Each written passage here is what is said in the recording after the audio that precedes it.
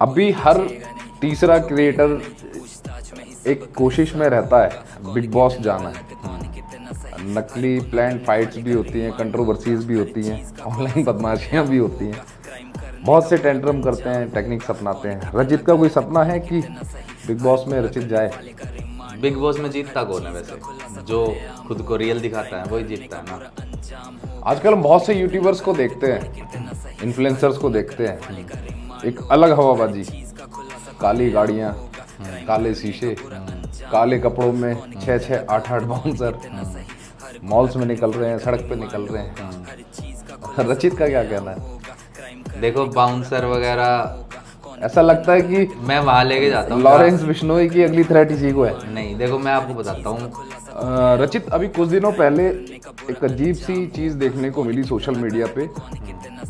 कुल्हड़ पिज्जा का एक वीडियो लीक होता है, अंजलि अरोड़ा का एक वीडियो लीक होता है। कुछ लोगों का कहना है कि खुद से किया, कुछ लोगों का कहना है कि इन्होंने इनका लीक हुआ।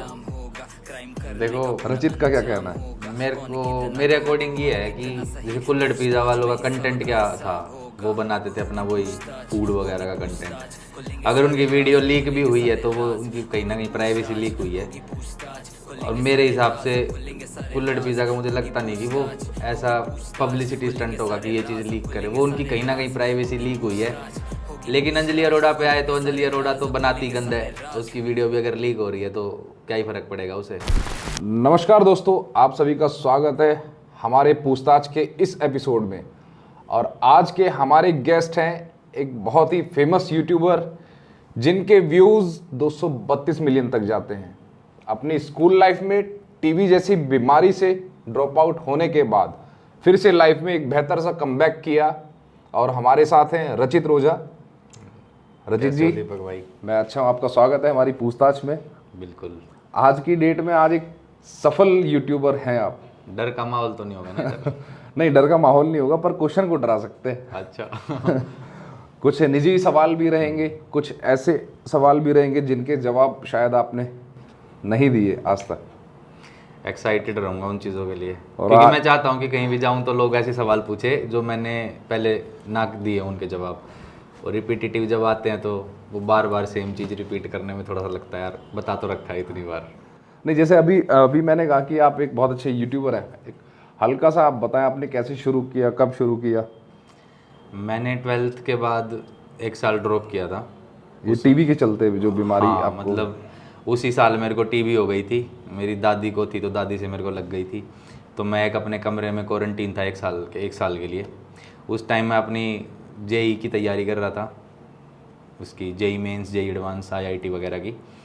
तो उसी दौरान फिर ये सब यूट्यूब वगैरह आया लाइफ में, तो वहाँ से स्टार्ट किया था। वो 1 साल मतलब सब कुछ सीखा, कैसे कैमरा चलाना होता है, कैसे एडिटिंग होती है। फिर उसके बाद ड्रॉप आउट किया था, जो 1 साल ड्रॉप किया था वो फिर एडमिशन हुआ कॉलेज में। तो कॉलेज में आके फिर छोड़ दी थी चीज़ें, अपना ध्यान दो पढ़ाई पे। पर 1 साल कॉलेज करने के बाद भी ये लगा कि दोबारा करता हूँ। फिर दोबारा स्टार्ट करा यूट्यूब 2017 के एंड में और 18 की शुरुआत में ऐसे। तो फिर वहाँ से फिर करता गया कंटिन्यू। यूट्यूब पर, सोशल मीडिया पर एक बड़ा अलग सा ट्रेंड निकल के आया है, ट्रोलिंग करना या ऑनलाइन बदमाशी करना या नेगेटिव कमेंट करना। आपको भी आते होंगे, तो कैसे इन चीज़ों को बैलेंस करते हो? मतलब अभी तो इतना कुछ ट्रोलिंग वगैरह या हेट कमेंट्स आते नहीं है, बट एक बार 2020 या 21 की बात है, तब एक यूट्यूबर ने ऐसे रोस्ट वीडियो बनाई थी मेरे ऊपर।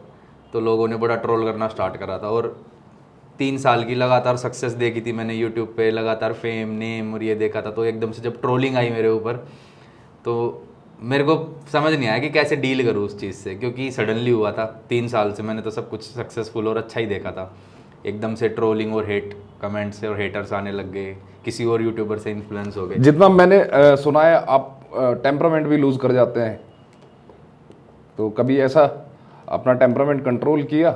उस टाइम पे वही हुआ था कि मेरे को पता नहीं था कैसे डील करना है। तो वो होता है कि बंदे को समझ नहीं आती, तो वो भी फिर कोई कुछ बोल रहा है तो उसको जवाब देना। तो स्टार्टिंग में ये चीज़ें हुई थी कि भाई किसी ने मेरे बारे में बोला तो मैं क्यों पीछे हटूँ, मैं भी तेरी ऐसी तैसी कर दूंगा। पर धीरे धीरे फिर जैसे जैसे उम्र बढ़ी, जैसे जैसे एक्सपीरियंस बढ़ा तो चीज़ें समझ में आई कि भाई अगर कोई बकवास कर रहा है कर रहेगा, अपने घर पे पड़ा रहेगा, हमें क्या मतलब, हम तो अपना काम करना है। अब मैं भी उसकी तरह उससे बकवास करने लगूंगा सेम, तो फिर फ़र्क क्या रहेगा मेरे और उसके बीच में। तो धीरे धीरे सीखी वो चीज़। फर्स्ट टाइम जब ऐसा हुआ तो समझ नहीं आया था, बट टाइम के साथ वो चीज़ें समझ आई फिर। आपको अभी तक के अपने यूट्यूब कैरियर का सबसे अच्छा वीडियो कौन सा लगता है और रीज़न क्या है उसका? देखो, सबसे अच्छा और सबसे जो मुझे लगता है सबसे अच्छा, उस पर व्यूज़ कम होंगे, लेकिन जो ऑडियंस को अच्छी लगती है उस पर व्यूज़ आपने स्टार्टिंग में बताया 200 मिलियन, 232 मिलियन, हाँ मतलब 100 मिलियन पार इतनी वीडियोस जा रखी है। हालांकि मुझे उन वीडियोस से ज़्यादा अच्छी दूसरी वीडियोस लगती हैं, उन पे व्यूज़ कम आते हैं। तो सबका अपना अपना टेस्ट होता है, वो अपनी अपनी चॉइस होती है। जो चीज़ मुझे पसंद है एज अ व्यूअर, मैं अपने आप को जब देखता हूँ तो वो कुछ और वीडियोस होती हैं मेरी खुद की, उन पे व्यूज़ होंगे 7 मिलियन, 8 मिलियन या 10 मिलियन मैक्सिमम, लेकिन ऑडियंस को पसंद आती है दूसरी चीज़ें, तो उन पे ज़्यादा व्यूज़ आते हैं।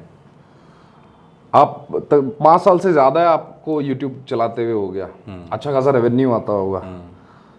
अभी तक के रेवेन्यू से सबसे बड़ी चीज़ आपने क्या खरीदी? क्या खरीदी?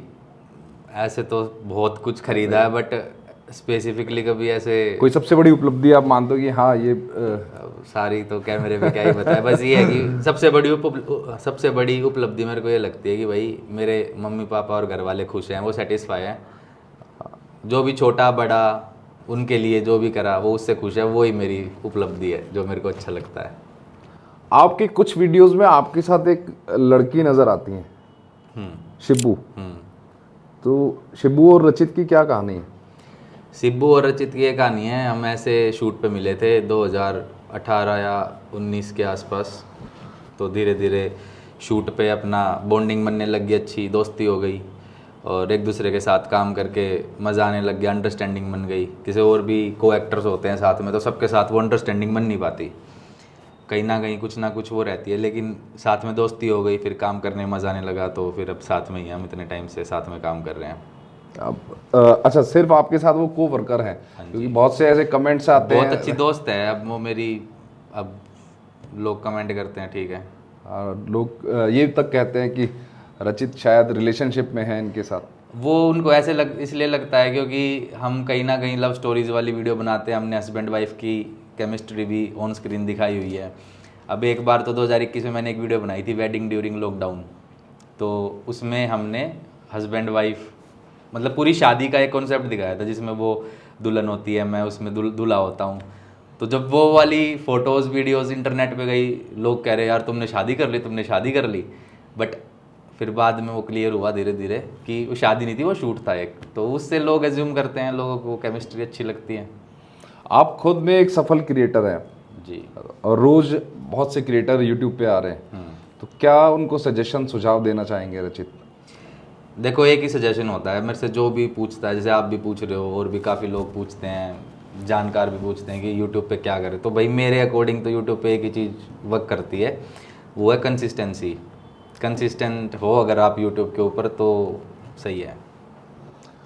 यूट्यूब पे या सोशल मीडिया पे आजकल शॉर्टकट बहुत अपनाते हैं लोग, अलग तरह का कंटेंट डालते हैं वायरल होने के लिए। तो क्या वो चीज़ें आपके नज़रिए से सही हैं? अलग तरह से मतलब थोड़ा एक्सप्लेन करो कि क्या?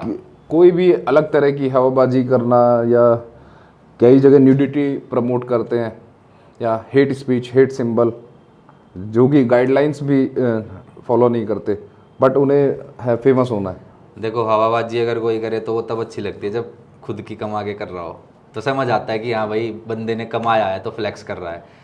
जो वो वाली हवाबाजी होती है ना फालतू की, कि इधर उधर से मांग ली या बाप की पैसों की दिखा दी, मतलब खुद का कुछ नहीं है बेसिकली, तो वो थोड़ा सा लगता है यार क्या है फालतू में, खुद अपनी लाइफ में कुछ अचीव किया नहीं और सुखी हवाबाजी करनी है लोगों को, तो वो वाली चीज़ थोड़ी सी सही नहीं लगती। बाकी अगर खुद आपने कुछ अपनी लाइफ में हासिल करा है तो अच्छा है ना, आप लोगों को दिखाओ, बताओ, ताकि लोग कहीं ना कहीं इंस्पायर होते हैं, फिर उससे वो भी सोचते हैं कि हम भी ऐसा करेंगे। और बाकी न्यूडिटी तो देखो भाई गलत है, मेरे को तो लगता है कि अपनी गवर्नमेंट को एक्शन लेना चाहिए कहीं ना कहीं इंस्टाग्राम के ऊपर या बाकी प्लेटफॉर्म्स के ऊपर जहाँ पे न्यूडिटी इतने, क्योंकि 3 साल के 4 साल के बच्चे, छोटे छोटे बच्चों के हाथ में फ़ोन होता है और उनके लिए ईजिली एक्सेसिबल है ये इंस्टाग्राम देखना। वो इंस्टाग्राम खोलेंगे और उनको वो न्यूडिटी वाली लड़कियां दिखेंगी। अब वो तो फेम और व्यूज़ के चक्कर में करती हैं ये चीज़ें, लेकिन ये थोड़ी ना सोचती है कि बच्चे कैसे। बैड इम्पैक्ट सोसाइटी हाँ। पे पूरा। अब आप मानोगे नहीं कैसे कैसे धीरे धीरे बच्चों में फ़ोन को लेकर कितनी बीमारियाँ आ रही है नई नई। मतलब ये सब इतना बढ़ रहा है। लोग जो चीज़ हम अपने टाइम में 10वीं 12वीं क्लास में देखा करते थे, वो चीज़ें आज बच्चे बचपन में देख लेते हैं। तो बहुत फ़र्क है और चीज़ों को सुधारने की ज़रूरत है बहुत। स्कूल टाइम में एक पुराने टाइम में आपका रूममेट आपसे खाना छीन लेता है, आप रिवेंजफुल हो जाते हैं और यूट्यूबर बनते हैं, क्या ये बात सही है? मतलब ऐसा कुछ हुआ था, बट थोड़ा सा करेक्ट करूँगा इसको मैं। स्कूल की बात नहीं है वो, स्कूल के बाद की बात, जब मैं कॉलेज में आ गया था। कॉलेज तो और क्लासमेट या बैचमेट भी नहीं था, बस साथ का ही एक वैसे बंदा था नॉन में।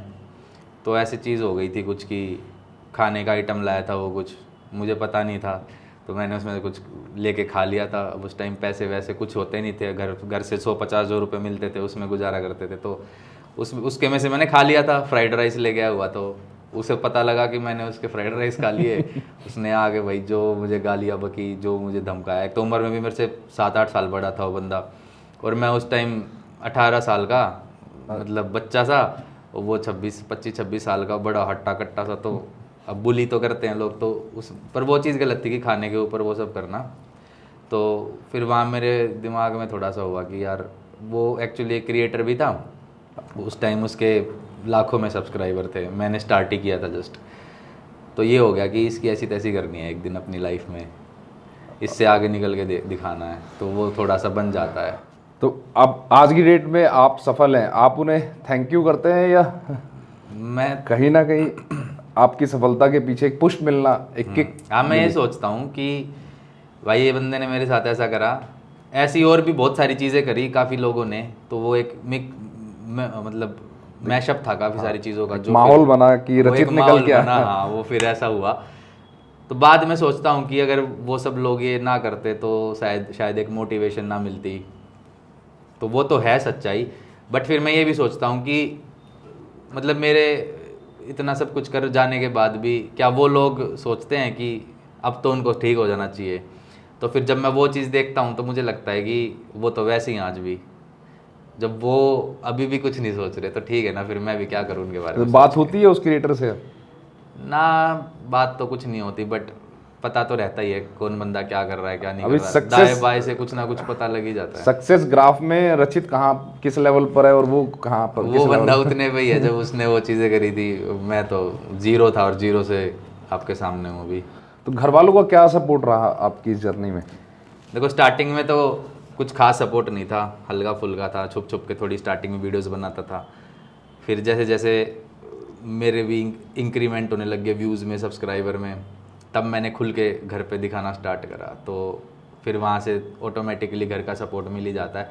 उसके बाद काफ़ी सपोर्ट करा घर वालों ने। एक वो इनिशियल स्टेज होता है कि उनको यकीन दिलाना पड़ता जब है, प्रूव करना पड़ता है। हाँ, तो वो प्रूव तो देखो सबको करना पड़ता है। उस टाइम पे लगता है कि घर वाले सपोर्ट नहीं कर रहे, बट उन्हें भी तो एक आस होती है ना कि बंदा कर क्या रहा है। तो बस उनको वो प्रूव करके दिखाया। उसके बाद फिर एक बार प्रूव करना होता है, फिर तो लाइफ टाइम घर वाले सपोर्ट ही करते हैं। तो वही चलता हुआ आ रहा है। आज तक का सबसे बेस्ट गिफ्ट जो लगता हो रचित ने किसी को दिया? गिफ्ट गर्लफ्रेंड के अलावा? गर्लफ्रेंड होनी भी तो चाहिए। आऊँगा अभी, उस पर भी आऊँगा। अच्छा सारी पोल खोलोगे। गिफ्ट देखो सबको देता हूँ मैं, अपने फ्रेंड्स को भी, फैमिली को भी, टीम मेंबर्स को भी। मतलब ऐसे मैंने कभी सोच के मतलब याद नहीं आ रहा, सच बताऊँ तो, कि क्या ऐसी चीज़ बताऊँ कि मैंने सबसे बेस्ट गिफ्ट क्या दिया होगा। वो तो उस बंदे को पता होगा जिसको मैंने दिया होगा। अब हर बंदे को Exactly. हर बंदे को जो मैंने गिफ्ट दिया सबको वो बेस्ट ही लगता होगा कि हाँ मेरे को बेस्ट मिला, मेरे को बेस्ट मिला। हमारी रिपोर्ट्स के हिसाब से रचित एक मिडिल क्लास फैमिली से बिलोंग करता है। हाँ जी। और आज की डेट में एक अच्छा क्रिएटर है, अच्छी अर्निंग है। तो अब कैसा फील करता है रचित? बहुत अच्छा फील होता है। और मतलब ये होता था कि भाई कुछ अपना नौकरी वोकरी कर लेंगे, अच्छी पोस्ट पे कहीं लग जाएंगे। घर वालों का तो आप ये, बता रहे जेई का आप एग्जाम हाँ, कर रहे घर थे, वालों का ये था। मेरे पापा तो मेरे पीछे डॉक्टर बनाना चाहते थे, मेरे को हाथ धो के पड़े थे, डॉक्टर बनना है तेरे को, डॉक्टर बनना है। ठीक है, मैंने जान पूछ के नॉन मेडिकल ली। मेरे पापा ने तो एडमिशन करवा दिया था मेडिकल में मेरा कि तू डॉक्टर बनेगा। मैंने जान पूछ के नाम कटवाया रो के जैसे भी करके कि मेरे को बनना ही नहीं डॉक्टर। क्या से बनूँ मैं, मेरे को जब इंटरेस्ट ही नहीं है। मगर फिर भी एक बार को मैं नॉन मेडिकल पढ़ के कुछ इंजीनियरिंग वगैरह कर सकता हूँ, मेरा उसमें कंप्यूटर वगैरह में फिर भी दिमाग चलता है। ठीक है, उसके बाद जब मेरी बहन की बारी आई स्ट्रीम सेलेक्ट करने की तो उसको मेडिकल दिलाई, और तभी भी मेरे को ताना मारा कि तेरा भाई तो बना नहीं डॉक्टर, एटलीस्ट तू ही बन जाइयो। तो घर वाले तो चाहते थे डॉक्टर बनूं, बट डेस्टिनी होती है। रचित मैं चाहता था क्रिकेटर बनना, वो नहीं बन पाया मैं। फिर उसके बाद यूट्यूब ज़िंदगी में आया तो उसमें मेहनत करी। तो 2017 के आसपास आपने यूट्यूब शुरू किया। 2017 एंड में बोल सकते हो। तो तब ये विज़न था कि हाँ रचित वहाँ तक पहुँचेगा, एक्शन प्लान था? विज़न तो था, मतलब उस वो जो एक साल मैंने वो अकेले कमरे में काटा, उस टाइम बहुत विजन्स, बहुत थॉट्स। हाँ, एक साल बहुत होता है, मंथन करने के लिए बहुत है। अकेला होता है बंदा, उसमें मतलब थॉट्स विजन सब आते हैं। तो वो विज़न भी आया था मेरे कि मैं लगा रहूँगा तो एक दिन हो जाएगा। अभी हर तीसरा क्रिएटर एक कोशिश में रहता है बिग बॉस जाना है। नकली प्लान्ड फाइट्स भी होती हैं, कंट्रोवर्सीज भी होती हैं, ऑनलाइन बदमाशियाँ भी होती हैं, बहुत से टेंट्रम करते हैं, टेक्निक्स अपनाते हैं। रचित का कोई सपना है कि बिग बॉस में रचित जाए? बिग बॉस में जीतता कौन है वैसे? जो खुद को रियल दिखाता है वही जीतता है ना। चाहे फिर वो चाहे झगड़ेलू हो, चाहे गुस्सेल हो, चाहे फिर प्यार बांटने वाला हो, गाली बकने वाला हो, कैसा भी बंदा हो, मतलब ऑडियंस उसी को पसंद करते हैं जो रियल रहता है। तो मेरे अकॉर्डिंग तो ये है कि भाई अगर मेरे को बिग बॉस में जाने का कुछ थॉट बनता भी है तो वो ऑटोमेटिक जेन्युइन ही हो। ऐसा ना हो कि मैं किसी से लड़ाई कर रहा हूँ, किसी से वो ऑनलाइन बदमाशी कर रहा हूँ या ये सब बकवासबाजी कर रहा हूँ, जिससे मैं एक बार तो नज़र में आ जाऊँ और फिर वहाँ जाके ऑडियंस देखे कि ये बंदा तो वो है ही नहीं जिसको हमने देखा था और ये बिग बॉस में आया है। अगर ऐसा कुछ प्लान होता भी है तो जेन्युइन जैसा मैं हूँ ना, जो मेरे अंदर कैपेबिलिटी है या जो भी बात है एक, वो उसी बात पे मैं चाहता हूँ कि अगर कुछ हो तो हो। आजकल हम बहुत से यूट्यूबर्स को देखते हैं, इन्फ्लुएंसर्स को देखते हैं, एक अलग हवाबाजी, काली गाड़ियाँ, काले शीशे, काले कपड़ों में 6-6, 8-8 बाउंसर मॉल्स में निकल रहे हैं, सड़क पे निकल रहे हैं। रचित का क्या कहना है? देखो बाउंसर वगैरह ऐसा लगता है कि मैं वहाँ लेके जाता हूँ। लॉरेंस बिश्नोई की अगली थ्रेट इसी को है। नहीं, देखो मैं आपको बताता हूँ, जैसे मैं कहीं जाता हूँ, अब मैं नॉर्मल आपके पास भी आया, मैं कोई ऐसे बाउंसर नहीं लेगा, मुझे पता है कहाँ जाना है, क्यों जाना है। अब मैं आके यहाँ पे आवाबाजी पे लूँ। मेरी बहुत लोगों से बात होती है तो सब कहते हैं कि सर जो दिखता है वो बिकता है। तो भाई ऐसा देखो, मेरा मानना थोड़ा अलग है। मेरा मानना ये है कि मैं तो वीडियोस दिखाता हूँ लोगों को, उनको ये थोड़ी मतलब है कि मेरी कितनी सिक्योरिटी है, मेरे कितने बाउंसर है। वो तो मेरी एक जो वीडियो होती है उसमें मेरा एक्ट होता है, मेरी स्क्रिप्ट होती है, वो उस परफॉर्मेंस को देख के खुश होते हैं। तो अब ऐसे भी क्रिएटर हैं, कुछ है नहीं पर कई मार्केट में भी जाएंगे, एक दो बाउंसर लेके निकलेंगे, मैं उनको देखता हूँ, अपने मन ही मन खुश हो जाता हूँ कि यार ठीक है, लोग अपनी मज़े ले रहे हैं ज़िंदगी में। पर मेरा मोटिव ये नहीं होता कि भाई मैं सुखी रानी हवाबाजी करना थोड़ा सा अवॉइड करता हूँ मैं। कहीं ज़रूरत है, जेन्युइनली कहीं पे ज़रूरत है, कहीं जाना आप इवेंट कर रहे हैं, कहीं कुछ इवेंट है, कुछ ऐसा है, वहाँ पे ज़रूरत बनती है गार्ड्स की या सिक्योरिटी की, तो वहाँ पे होती है। हम अक्सर देखते हैं रंग बिरंगी गाड़ियाँ, गले में मोटी मोटी चेन। देखो गाड़ी तो मेरे पास भी है, वो एक शौक किया है भाई, हर लोंडे का शौक होता है। गाड़ी, कपड़े, जूते, फ़ोन, घड़ी, यही सब होता है लोंडों का शौक। तो अब कमाया है तो शौक पूरे भी कर रहे हैं अपना कहीं ना कहीं। लेकिन अब वो वाली चीज़ें नहीं होती कि भाई वो मोटी मोटी चेन घेर के और वो अकड़ बदमाशी, वो थोड़ा सा दूर हो उन चीज़ों से। टीवी अपने आप में एक बड़ी मेजर एक बीमारी है। तो इलाज ना हो तो जानलेवा है। जी हाँ, इलाज ना हो तो जानलेवा है। तो ये थोड़ा सा मैं चाहता हूँ अवेयरनेस आप लेकर आए, आपको कैसे हुई और जिससे कि लोग भी थोड़ा जान पाएँ इसके बारे में। एक्चुअली मेरे दादा को भी थी, उस टाइम तो मैं बहुत बच्चा था, 4-5 क्लास में होऊंगा मैं। फिर मेरी दादी को थी, दादी की डेथ हुई थी 2015 के अराउंड। शायद मुझे जितना लगता है हेपेटाइटिस बी का इंजेक्शन शायद इसके लिए यूज़ होता है बचपन में। नहीं आइडिया मुझे इस बारे में, तो हो सकता है हो, मुझे आइडिया नहीं है।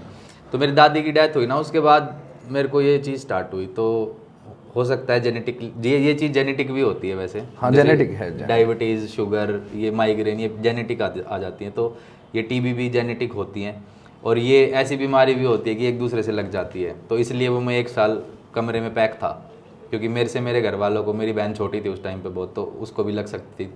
तो उनसे दूर रहना था मेरे को, कि मेरी वजह से उन पे कुछ फ़र्क ना पड़े।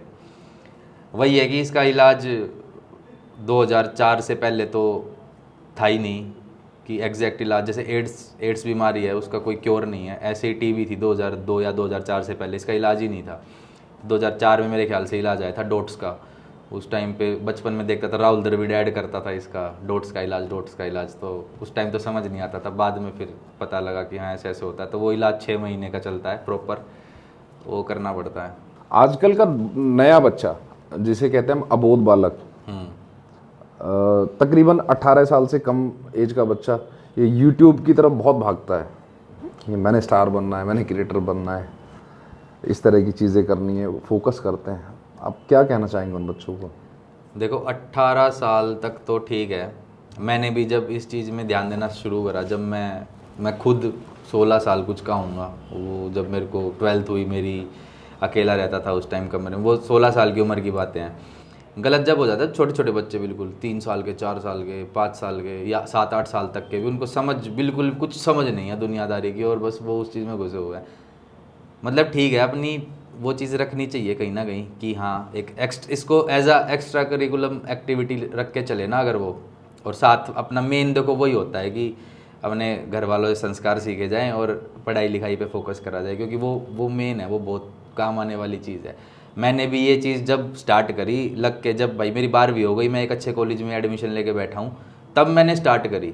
मेरे पे फिर वो नहीं था कि मेरे 10वीं में क्या स्कोरिंग आएगी, 12th में क्या मार्क्स आएंगे, क्या मैं कोई एंट्रेंस एग्ज़ाम क्लियर कर पाऊँगा नहीं कर पाऊँगा, किसी एडमिशन होगा कॉलेज में नहीं होगा, ये सारी चीज़ें मैं कर चुका था। उसके बाद मैंने यूट्यूब तरीके से स्टार्ट किया है।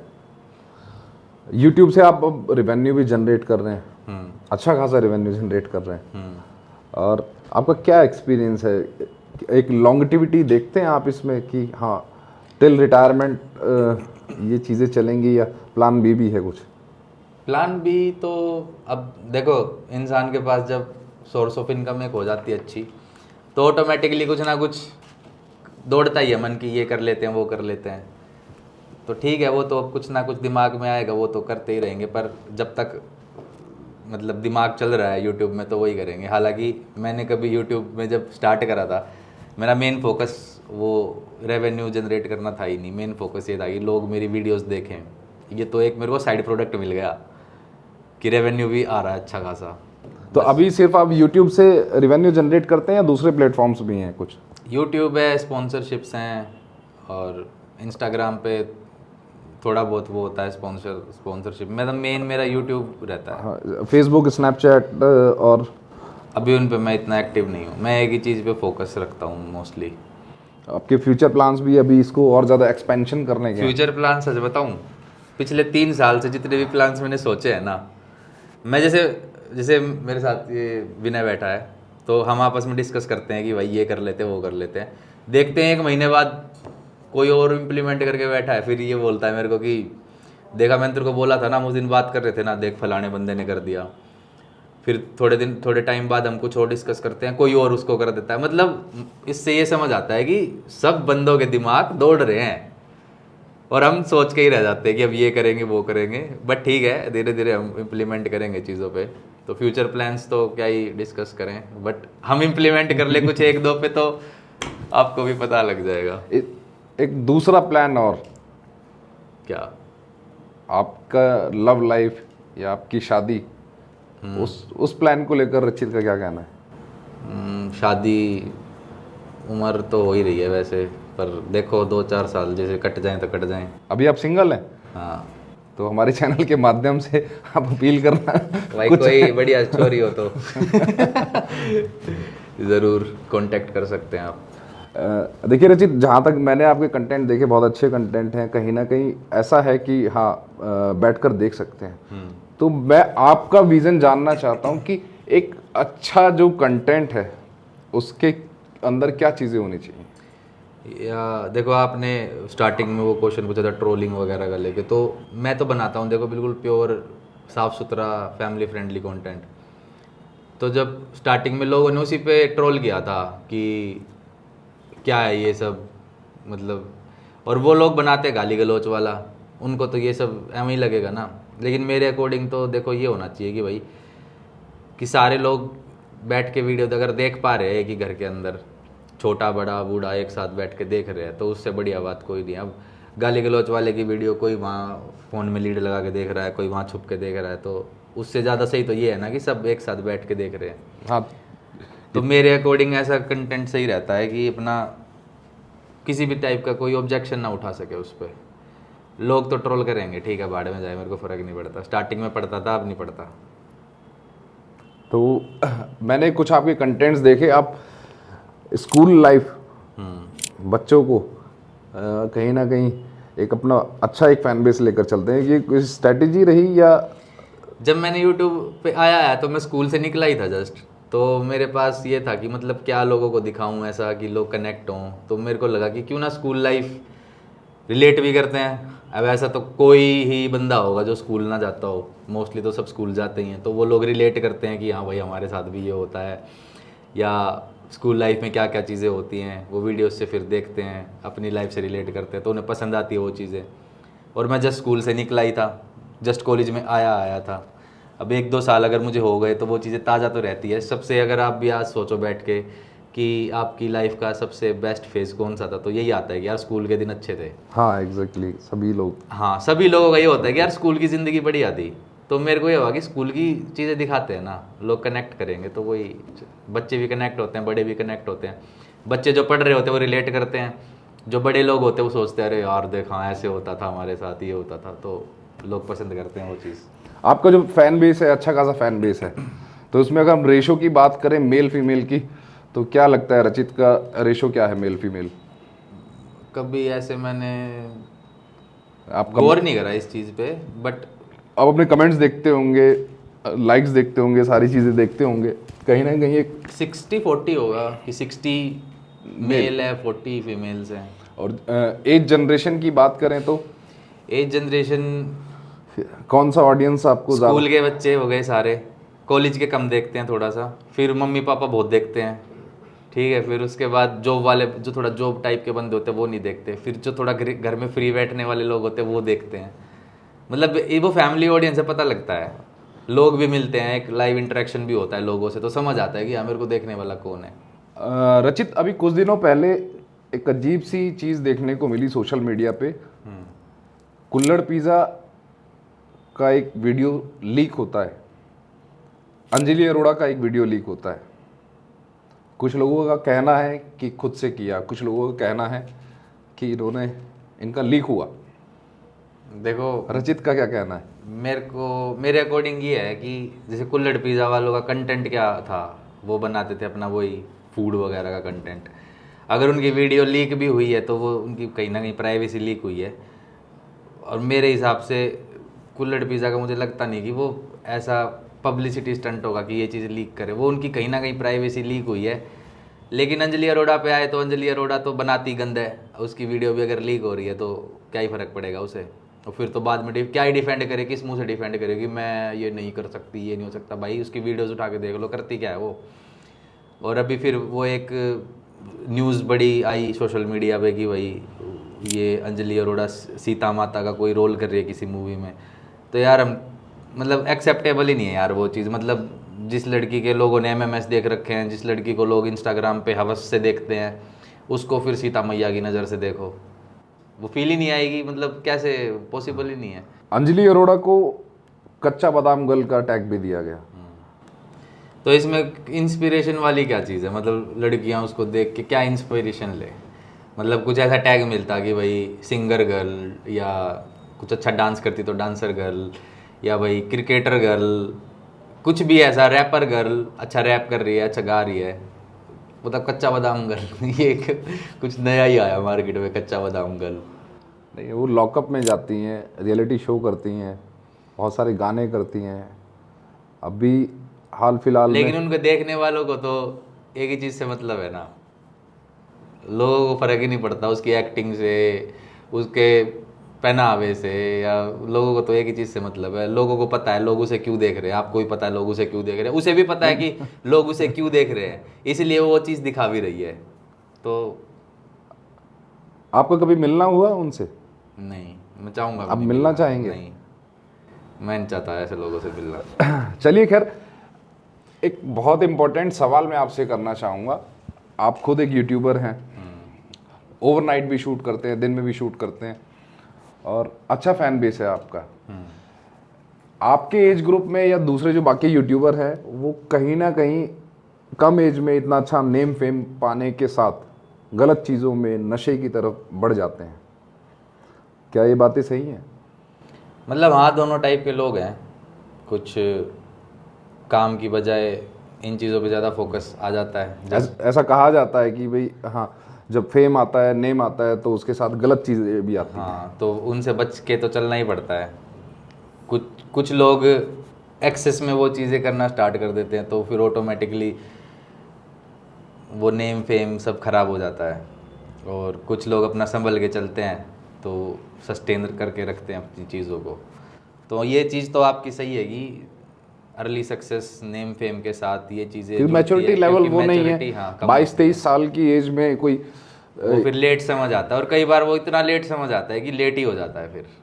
तो वो फिर इंसान दोनों तरीके के होते हैं। उस उम्र में भी ऐसे लोग होते हैं जिनमें समझ होती है, और उस उम्र में ऐसे लोग भी होते हैं जिनमें समझ नहीं होती। तो जिनमें समझ नहीं होती वो फिर हो जाता है, और जिसमें समझ होती है वो सस्टेन कर लेता है खुद को।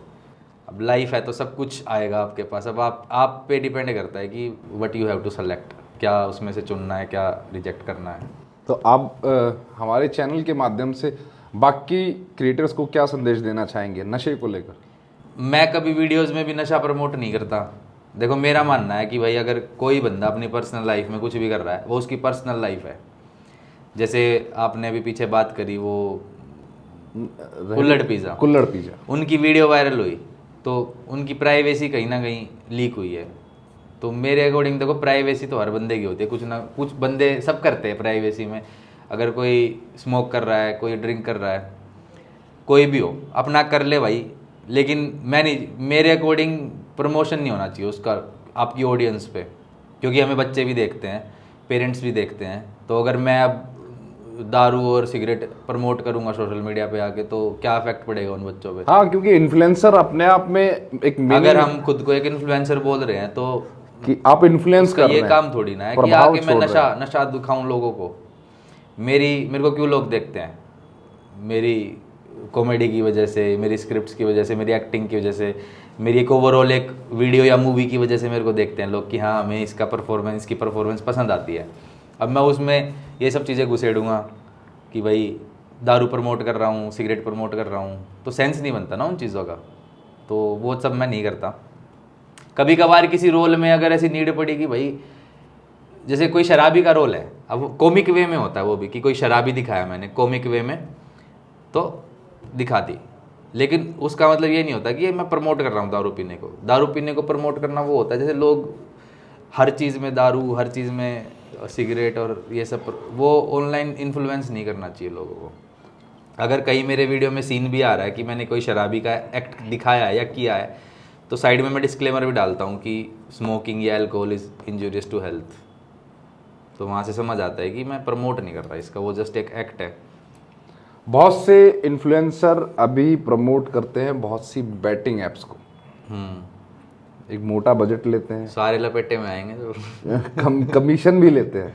वो भी तो कह रहा हूँ, सारे लपेटे में आएंगे। जितनी बैटिंग एप्स करी है लोगों ने, अभी तो कर ली, लेकिन बाद में लपेटे जाएंगे। अभी महादेव घोटाला बैटिंग स्कैम, हाँ, 15,000 करोड़ की FIR दर्ज होती है। हमारे बॉलीवुड अभिनेता साहिल खान तकरीबन 1.5 महीने से पुलिस कस्टडी में है। उसके अलावा भी तो कितने बॉलीवुड सेलिब्रिटीज़ ने या सोशल मीडिया इन्फ्लुएंसर्स ने सबको इस वाली बुक को, या इसके अलावा कितनी बुक्स या ये बैटिंग ऐप चल रही है, कितनों ने प्रमोट किया है। ऑफर्स तो मेरे पास भी आते थे, पर वही तो कह रहा हूँ, जिनमें दिमाग है उन्होंने रिजेक्ट कर दी। मैंने अभी भी बोला था कि चीज़ें आपके पास आएंगी, आपके ऊपर है ना क्या सिलेक्ट करना और क्या रिजेक्ट करना। मेरे पास भी आते हैं। अभी मैं आपको मेरे पास गुड़गांवा से एक कॉल आया एक लड़की का, डीएम आया मुझे, उसने बोला कि उसने प्रोबो ऐप किसी से इन्फ्लुएंस होके और उसमें पैसा डाला, 5 लाख रुपए वो हारी, 38,000 रुपये उस लड़की की सैलरी है, 5 लाख रुपए वो 5 दिन के अंदर हारती है, जिसमें तकरीबन 2 लाख रुपए वो मार्केट से लोन लेती है और डिप्रेशन में है, सुसाइडल टेंडेंसी डेवलप हो रही है। जिस इन्फ्लुएंसर से इन्फ्लुएंस होके उसने प्रोबो खेला, 20% कमीशन वो इन्फ्लुएंसर को जाता है। अच्छा। आपके हारे हुए पैसे का, ऐसा भी जो होता आप कोड डालते हैं। पता नहीं, ये चीज़ तो नहीं सुनने को मिली मेरे मतलब 5 लाख का मेरे को 20%। इतना तो पता था कि मतलब लोग ये बैटिंग ऐप को प्रमोट करके बहुत ज़्यादा अमाउंट ले लेते हैं पैसों का, एक लालच में आके कि हमें तो बैटिंग ऐप्स वाले पैसे दे रहे हैं, बट ये नहीं पता था कि वो उस पर भी कमीशन सेट होता है। जो आप कोड डालते हैं ना कि आप मेरा कोड डालिए, यूज करके कोई वो करता तो उसका नहीं पता था कि इस पे भी कमीशन सेट होता है। जितना आप हारेंगे उसका देखो भाई, ये 20% उस इन्फ्लुएंसर के पास जाएगा और ऐड करने का वो मोटा पैसा अलग लेगा। वो गलत ही है भाई ये चीज़, तो ये पकड़ में तो आएंगे देखो सब धीरे धीरे। अब आपको 1-2 नाम आ रहे हैं, आगे और चल के और नाम आएंगे जिन्होंने धड़ल्ले से ये चीज़ प्रमोट करी है।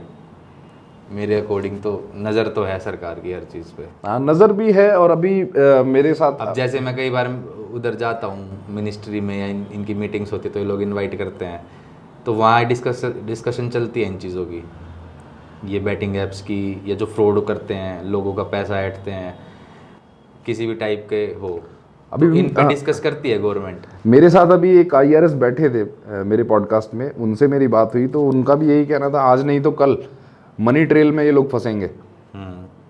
क्योंकि मैंने जितनी मीटिंग्स अटेंड करी है वो अपनी ये जो फाइनेंस मिनिस्टर हैं उनकी मीटिंग्स होती है, वो ये वाली मिनिस्ट्री भी उनके अंडर आती है। ये ब्रॉडकास्टिंग मिनिस्ट्री जो होती है इंडिया में, जो ब्रॉडकास्ट हो रहा है सब, वो भी यही हैंडल करते हैं। तो वहाँ ये डिस्कशन चलता है खुला कि भाई ये हो रहा है इंडिया में, तो इसको कैसे रेगुलेट करें या कैसे कंट्रोल करें, तो वो प्लानिंग तो कर रहे हैं। अभी रचित को माहिल आंकड़ा के साथ मनोज तिवारी जी की कंपेनिंग करते हुए देखा गया। तो आगे कोई फ्यूचर प्लान्स हैं या एज ए इन्फ्लुएंसर आप मैदान में उतरे? फ्यूचर प्लान्स तो कुछ नहीं है। देखो, एक तो मेरे को वो बंदा है एज अ पॉलिटिशियन से ज़्यादा जो सेलिब्रिटी लाइन है इसलिए पसंद है, और मेरे लिए वो बंदा कुछ अलग था उनसे मिलना, कि एक सेलिब्रिटी MP बनता है तो कैसा बिहेव करता है वो, तो मेरे को अच्छा लगा मिलके बात करके। जैसा मैंने सोचा था उससे अनएक्सपेक्टेड था बिहेवियर, नेचर, मतलब अच्छाई में, ऐसा नहीं था कि बुरा बर्ताव करा या एटीट्यूड, ईगो मेरे को कहीं नज़र नहीं आया। और कैंपेनिंग इसलिए करी मैंने क्योंकि उनके जो विरोधी है वो एक नंबर का घटिया इंसान है, तो मैं कभी नहीं चाहूँगा कि वो बंदा जीते, इसलिए मनोज तिवारी का सपोर्ट हमेशा किया। आपने इस पूरी पूछताछ में बहुत सी बातें झूठ भी बोली। जैसे लाई डिटेक्टर है क्या आपके पास? आपके पीछे लाई डिटेक्टर है। अरे वाह अभी मैं आपको इस पे बिठाने वाला हूँ। करंट मारता है? नहीं, करंट नहीं मारेगा। आप सच बोलेंगे तो ये तो आपके हाथ में बटन होगा ना फिर नहीं, इसका, मेरे हाथ- लाल और हरा जलाने के लिए। असली वाला लाई डिटेक्टर थोड़ी, ये असली है। ये क्या बोलते हैं उसको, पॉलीग्राफ? हाँ, ये पॉलीग्राफ है एक तरह का। चलो आप बैठेंगे, फर्स्ट टाइम लाई डिटेक्टर पे बैठ के देखते हैं, और इसमें हम आपसे सवाल करेंगे आपकी निजी जिंदगी को लेकर और भी बहुत से कितना निजी जाओगे अनसुलझे सच। चलो, तो दोस्तों, ये थे हमारे क्रिएटर, यूट्यूबर, फेमस यूट्यूबर रचित रोजा। हमारी पूछताछ में हमने बहुत से सवाल किए इनसे, और मुझे पूरी उम्मीद है आप लोगों को हमारा ये एपिसोड पसंद आया होगा। हमारे चैनल को लाइक करें, सब्सक्राइब करें और कमेंट करके ज़रूर बताएं हमारी आज की पूछताछ में रचित रोजा ने सच बोला, झूठ बोला, और आपको हमारा एपिसोड पसंद आया या नहीं। Thank you all, love you, जय हिंद, जय भारत। पूछताछ होगी पूछताछ, खोलेंगे सारे राज, अब खोलेंगे सारे राज।